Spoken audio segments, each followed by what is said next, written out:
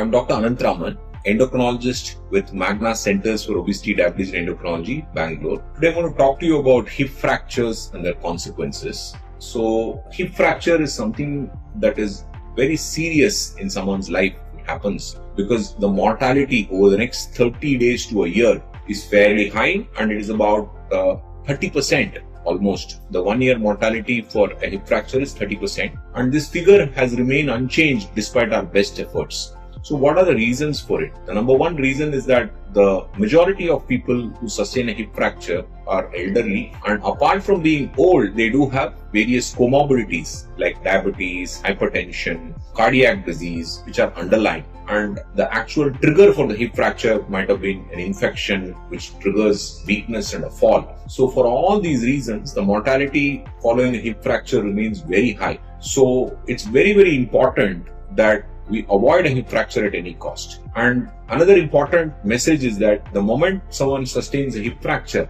there is a high risk of problems immediately afterwards due to immobilization or the patient lying down on the bed at all times. This causes things like bed sores and deep vein thrombosis, which again increase the morbidity and suffering of the individual. But again, we need to focus on prevention of hip fractures, because the cost of hip fracture is very high and the impact on short-term quality of life is very, very adverse. So we would like to prevent as many hip fractures as possible.